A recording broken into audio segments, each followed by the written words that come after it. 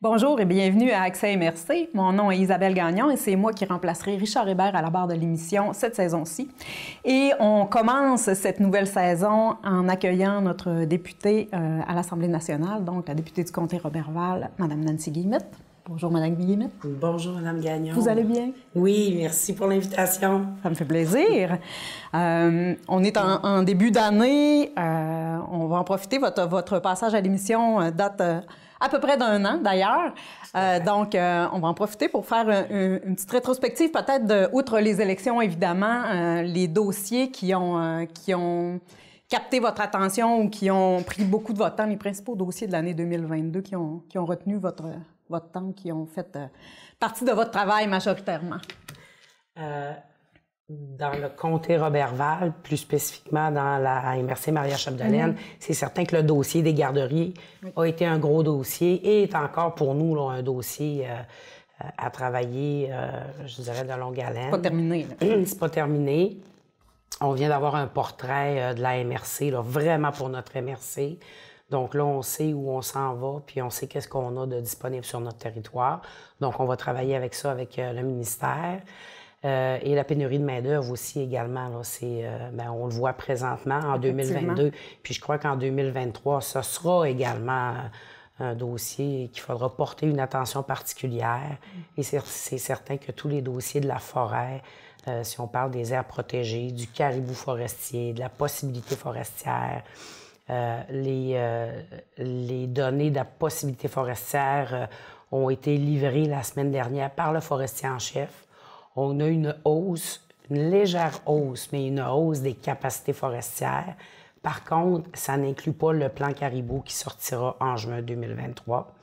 Donc, on va devoir travailler là, avec tous les partenaires du territoire pour qu'il y ait le moins de dommages possible et le moins de répercussions au niveau de la forêt. Mais on sait aussi que c'est des dommages collatéraux. Hein. Il y a les épiceries de quartier, toutes les communautés forestières. Donc, on va travailler avec les communautés et toutes les entreprises. Là. C'est, je dirais, dans les gros dossiers qu'on a eus en 2022 et qui vont se continuer pour 2023. Et tout aussi la décentralisation des services de santé. Oui. Mais là, bon, on va consolider ce qu'on a, puis après, on va faire la suite là, pour la décentralisation des services de santé. Parce que c'est un dossier des services de santé qui devient plus spécifiquement dans la MRC Maria-Chapdelaine, qui revient souvent quand même régulièrement sur la table avec les bris de service par le manque de ressources. J'imagine que le milieu doit pousser là, beaucoup à votre bureau pour je dirais dans tout le comté Roberval. On est un comté un petit peu... on est plus loin de Saguenay, hein, puis avec... la créature du CIUS, appelons-la comme ça, bien, ça fait que nous, on est peut-être plus en difficulté que les autres comtés du territoire. Puis oui, j'ai eu une rencontre avec les élus de la MRC cette semaine, puis on s'est dit que, tu sais, il fallait mettre l'épaule à la roue, puis trouver d'autres façons là, pour être en mesure de combler nos besoins dans le domaine de la santé, mais on le veut aussi avec le centre de services scolaires. Effectivement. Puis... moi, j'ai fait beaucoup le tour des entreprises pendant la campagne électorale, mais j'aime beaucoup aller sur le terrain pour rencontrer les citoyens puis les gens, puis pas juste au niveau des soins de santé et de l'enseignement. Là. Nos entrepreneurs ont beaucoup de difficultés aussi à trouver du personnel. Donc, il va falloir regarder comme territoire qu'est-ce qui est possible de faire pour sortir un peu de la boîte puis trouver des façons innovantes de faire. Okay. Ce qui est quand même pas évident dans le contexte, justement, parce que c'est un contexte qui dépasse, je dirais, le comté Roberval, le contexte, entre autres, de la rareté de la main-d'œuvre. J'imagine que c'est un dossier qui revient souvent chez vous, c'est criant et ça a des répercussions majeures là, sur les entreprises, les organisations du territoire. Bien, tout à fait.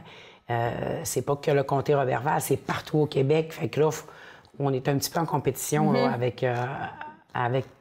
Même dans notre région, avec les autres secteurs de la région, on ne se le cachera pas. On est les plus éloignés des autres centres. Des fois, c'est un peu exotique hein, de s'en venir ici. Les gens aiment ça, des gens de Montréal, on a la nature, on n'a pas de trafic, on n'a pas...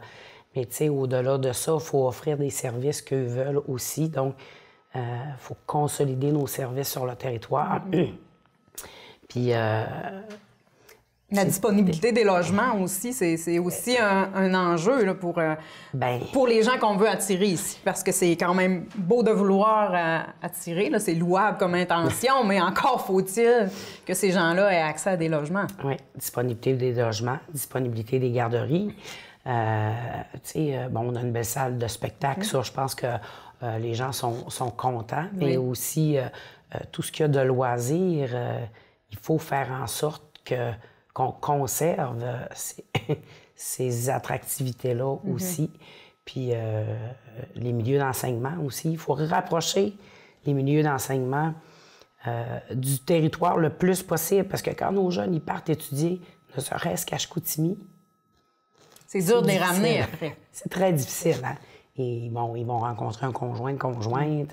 Fait que de ramener les enseignements le plus proche du territoire possible, bien, ça fait en sorte qu'on va pouvoir garder nos jeunes, puis les modèles travail-études, ils ont déjà un pied dans l'organisation.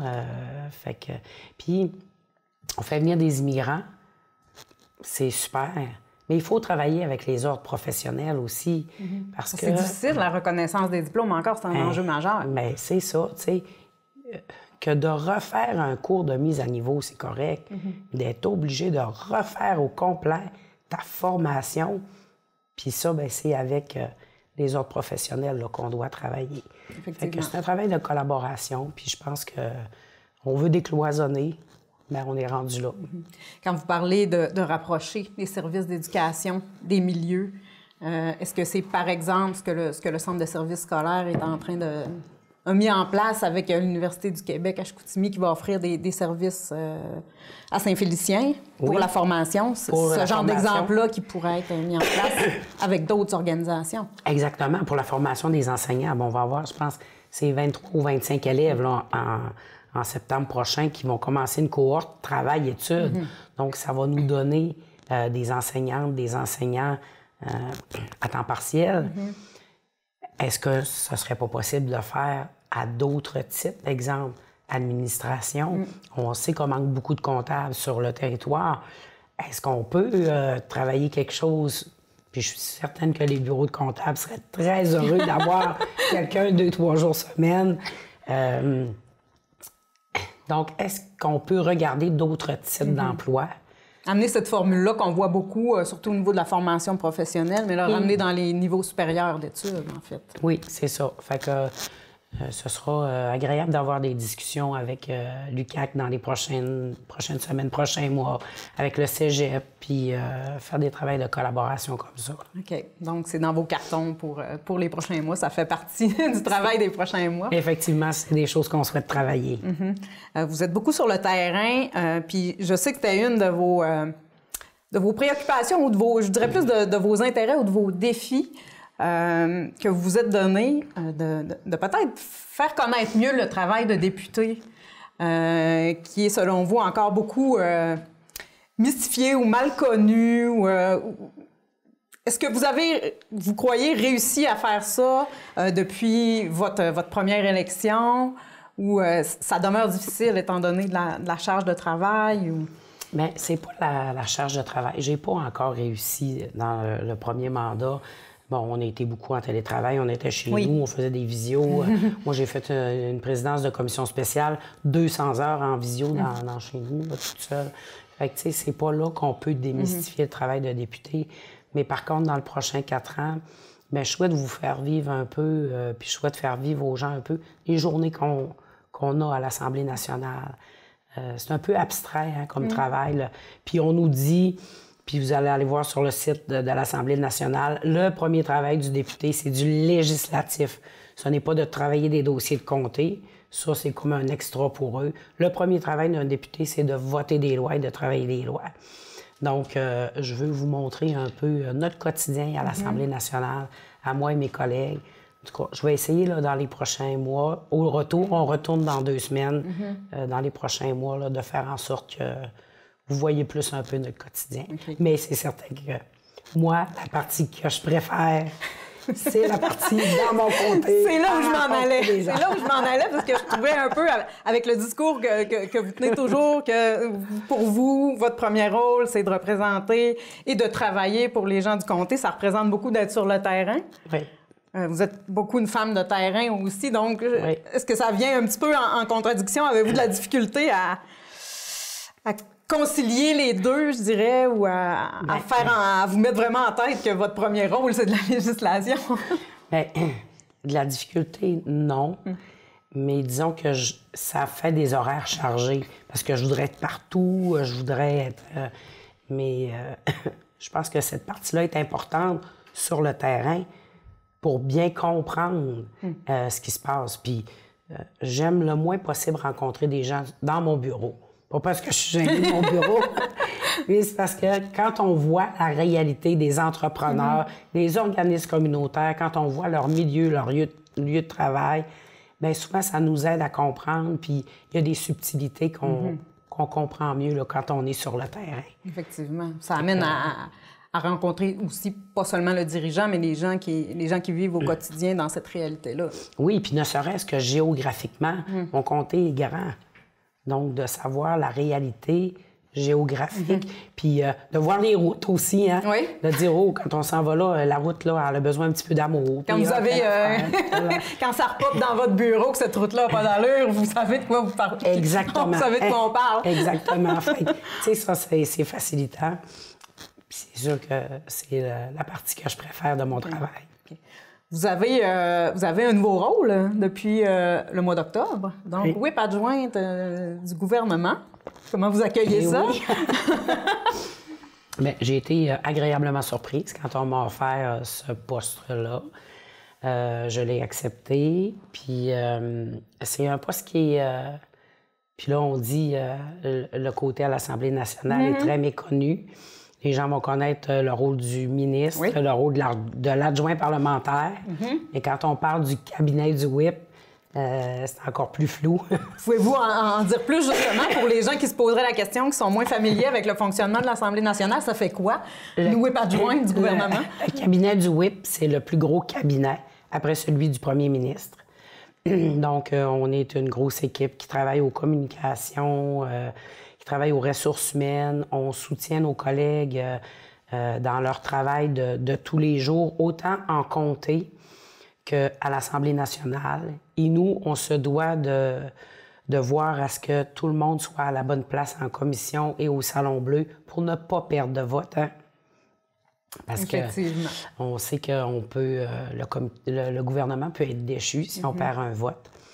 Donc, oui, on est 90, mais quand même, il faut voir à ce qu'on ait le bon nombre de députés au Salon Bleu, mais il y a aussi toutes les commissions qui roulent pendant qu'on est au Bleu. Et à ça aussi, il y a des collègues qui doivent quitter pour aller à des rencontres avec des ministres, des rencontres dans leur comté, des rencontres... Donc, soit là au bon moment. C'est ça. Donc, c'est un balai là, qu'on doit bien... disons, bien exécutés. Puis aussi, bien, dans leur travail de comté, au niveau des ressources humaines. Donc, moi, c'est l'aspect ressources humaines là, qui est venu me chercher plus à ce niveau-là. Puis les soutenir parce que des fois, c'est pas toujours facile d'être député. Puis au niveau personnel aussi, là, on doit les soutenir. Donc, quel genre de dossier vous avez en ressources humaines, par exemple, en soutien aux députés? Bien, il y a des dossiers de comté avec leur personnel. Tu sais, c'est pas tout le monde qui aime gérer les ressources humaines. Puis bon, comment je gère ça? Moi, j'ai une difficulté dans mon bureau de telle et telle chose, avec tel individu, avec... Comment... donc là, on s'assoit avec eux, puis on regarde de quelle manière... on leur fait des suggestions. Puis personnellement aussi, tu sais, des fois, il y en a qui vivent des séparations, des divorces, une difficulté. La vie ne s'arrête pas parce enfant. qu'on est député. Hein? Bien, c'est ça, mais la vision des gens, c'est que la vie devrait s'arrêter à que notre travail de député. Donc, il faut jongler avec notre vie familiale, notre vie professionnelle. Il faut quand même garder notre cercle d'amis aussi parce que quand c'est fini le travail de député, là, c'est 4 ans. Oui. C'est très court. C'est une brèche. C'est ça. Des fois, on a l'opportunité de faire un deuxième mandat, Mais il ne faut pas avoir tout mis de côté autour de nous. Donc, puis là, on a travaillé sur la reconnaissance. Ça, j'étais très fière de ça. On l'a fait en début de mandat quand on est arrivé avant les fêtes. Reconnaître les congés paternité, les congés maternité. Tu sais, on a des collègues qui sont partis en congé puis que ça n'existe pas, les congés maladie chez les députés, les congés maternité, les congés paternité. Donc, au moins, mes collègues, moi, j'en aurais pu, là. Mais au moins, mes collègues pourront prendre le temps de vivre leur maternité et leur paternité parce qu'on veut que les papas aussi s'impliquent. Mais ça humanise la fonction aussi. C'est ça. Donc, c'est des choses comme ça également là, qu'on travaille à l'échelle de l'Assemblée nationale. Oui, on travaille pour les cabinets de whip, travaillent pour leur parti, mais on travaille aussi au bureau de l'Assemblée nationale, le BAN, qu'on appelle. Donc là, c'est tous les partis confondus et on travaille sur des choses plus spécifiques, là, comme ça. Mentionné tout à l'heure, les gens ont comme l'impression qu'il faudrait mettre notre vie sur pause quand on est député. Est-ce qu'il y a d'autres choses qui vous viennent en tête comme ça, des principales idées préconçues ou une fausse vision qu'on a de ce travail-là, ou c'est la principale chose? C'est un des gros... une des grosses, je dirais, idées préconçues avec lesquelles on a à faire face là, au tout début. Puis ce qui est difficile beaucoup là, dans les dernières années, c'est les réseaux sociaux. Oui. Parce que vous avez aussi affaire avec ça. C'est ça. C'est ça. Les trolls sont partout aussi, incluant. Il n'y a pas juste les artistes. Ou vous êtes des personnalités publiques aussi et vous devez subir le même genre de choses que... Oui, puis c'est pire encore peut-être du côté politique. La désillusion et le cynisme aussi. Tout ce qu'on a vécu là, dans les derniers, tu sais, la pandémie, avec ça n'a pas été facile. Puis je vous dirais que nous, les députés, on décide, on va le dire comme ça, de mettre notre face sur un poteau. Mais pour notre famille, c'est difficile. Eux vivent les répercussions de ça aussi. Puis des fois, il peut y avoir des situations difficiles puis pas plaisantes. Donc, on soutient nos collègues aussi au cabinet du WIP, là, au niveau des réseaux sociaux, au niveau des communications. On a parlé de pandémie, de choses difficiles. Ça m'amène à un sujet aussi avec la situation économique qu'on vit actuellement, beaucoup d'incertitudes dans les dernières années et aussi en ce moment. Je ne peux pas passer à côté de vous parler de santé mentale, la problématique de la santé mentale, auquel vous êtes sûrement très sensible pour avoir été pendant une dizaine d'années directrice de Santé mentale Québec au Lac-Saint-Jean. Vous voyez ça comment, cette situation-là? Est-ce que c'est une problématique qui revient souvent à votre bureau ou vous percevez ça comment, la situation actuellement? Comment ça vous touche en tant que personne, outre même la députée? Oui, je dirais que... Mais c'est un sujet qui me touche avant même d'être députée. Puis tout le monde, il faut faire chacun attention à notre santé mentale, hein, parce que tout le monde est à risque, là, un jour ou l'autre. Je vous dirais que nous, on est très collaborateurs et je dirais on est même proactifs là, au niveau des comités sur les territoires. On a parlé beaucoup d'itinérance dans le coin du comté, mais plus particulièrement dans la MRC Domaine-du-Roi. Donc, on a été sur le comité, on est encore sur le comité. On essaie de trouver des moyens avec eux, de trouver du financement. Parce que oui, la problématique de santé mentale, d'itinérance, avec ce qu'on vit présentement, ça va juste aller en augmentant. Donc, il faut trouver des moyens. Puis on voit notre système de santé qui est fragilisé. Donc, tout ce qui est psychosocial, pour moi, c'est très important. Puis il faut trouver... on a des organismes communautaires qui sont extraordinaires. Hein.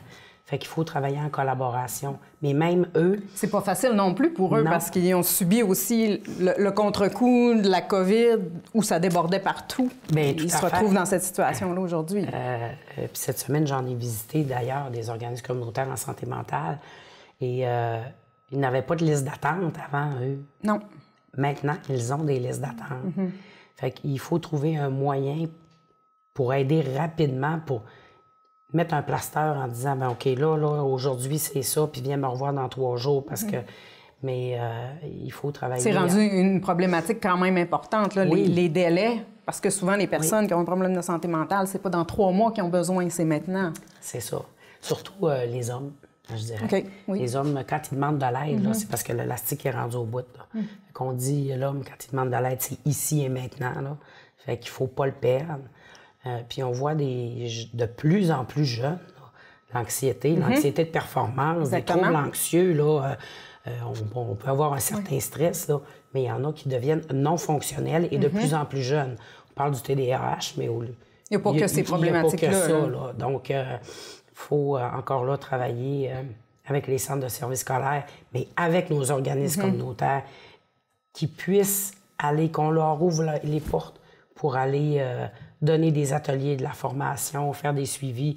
Puis encore là, on est en manque de psychologues, de psychiatres, des pédopsies. C'est pas un dossier simple, c'est un défi majeur. Oui. Majeur, d'être en mesure de se pencher là-dessus. Là. Puis dans le contexte qu'on vit, c'est... je veux dire... Avez-vous remarqué, vous personnellement, depuis... depuis peut-être cet été, cet automne, vous vous êtes promené beaucoup dans le cadre de la campagne électorale. Est-ce que c'est un sujet qui revenait quand même régulièrement, le manque de ressources dans la santé, les services sociaux? Je dirais inévitablement oui. Parce que comme je suis très identifiée santé mentale, les gens viennent à moi, puis les gens m'interpellent beaucoup au niveau de la santé mentale. Fait que c'est certain que oui, j'ai vu que la problématique augmente. Puis bon, c'est pour ça que sur le territoire de Domaine-du-Roi, il y a une roulotte présentement. On a fait avec le Centre d'amitié autochtone et tous les partenaires. On a augmenté les heures d'ouverture. Puis on est très à l'affût de ce qui se passe aussi dans Maria-Chapdelaine. Puis un peu partout au Québec, là. Québec-Montréal, là, beaucoup d'itinérance. Donc, il y a un plan en itinérance. On a ajouté des sommes. On a donné des sommes récurrentes en santé mentale, en itinérance et pour les organismes communautaires. Maintenant, il y a aussi l'aide alimentaire qui est importante. Donc, le logement, avoir un logement décent à un prix décent, un beau logement propre. Se nourrir devient de plus en plus difficile pour les familles qui sont en situation de précarité déjà. C'est ça. Donc, c'est un tout. Oui, c'est un tout, mais la santé mentale me touche particulièrement. Oui. Donc, beaucoup de beaux et grands défis pour la prochaine année. Donc, 2023 va être sûrement aussi occupé, sinon plus que 2022. Oui. On vous remercie beaucoup de votre présence à Accès MRC. Merci beaucoup, Mme Gagnon. Ça me fait plaisir et on vous souhaite une bonne année 2023. Donc, j'en profite pour vous dire que Accès MRC est maintenant disponible en balado, donc sur toutes les plateformes, les principales plateformes de balado. Donc, si vous n'avez pas l'occasion, vous préférez nous écouter de cette façon-là, c'est maintenant possible. Donc, moi, je vous souhaite, je vous remercie d'avoir été avec nous et je vous souhaite une bonne semaine. Donc, à la semaine prochaine.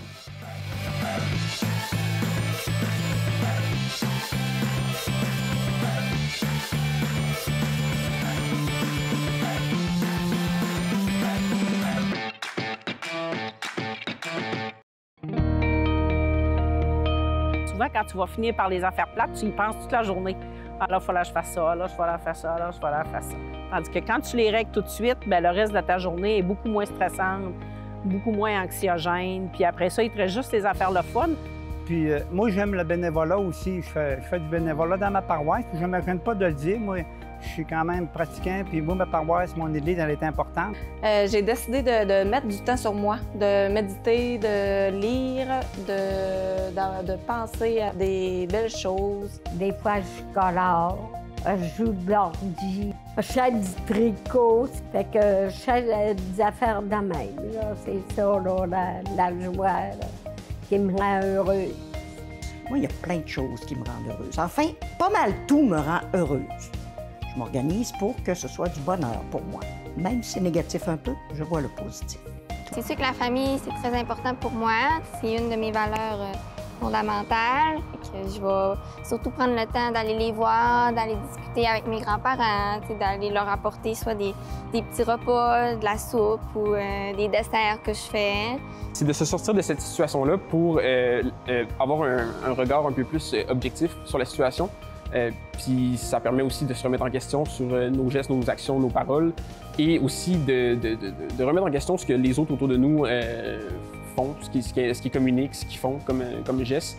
Puis il faut l'extérioriser, il faut en parler. Si on a besoin, on va chercher de l'aide. Il y en a partout, à tous les coins de rue maintenant, de l'aide. Prendre du temps pour soi, se respecter aussi, mettre nos limites, puis on les développe, nos propres facteurs de protection.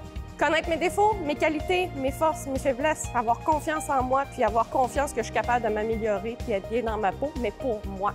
Pas pour les attentes des autres, pas pour plaire à quelqu'un. Être bien dans ma peau, bien, j'attire les gens qui m'aiment comme ça. Ici, je mise sur moi. Ici, je mise sur moi. Ici, je mise vraiment sur moi. Ici, je mise sur moi. Ici, je mise sur moi. Ici, je mise sur moi.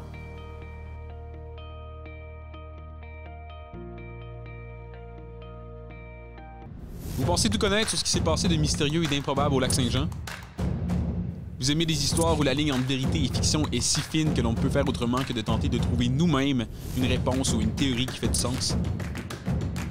L'émission Oui Dire vous présentera 6 histoires se déroulant dans la MRC Maria-Chapdelaine qui satisferont votre soif de mystère, le tout en renouant avec la tradition orale qui a rendu notre région si riche en mythes et légendes.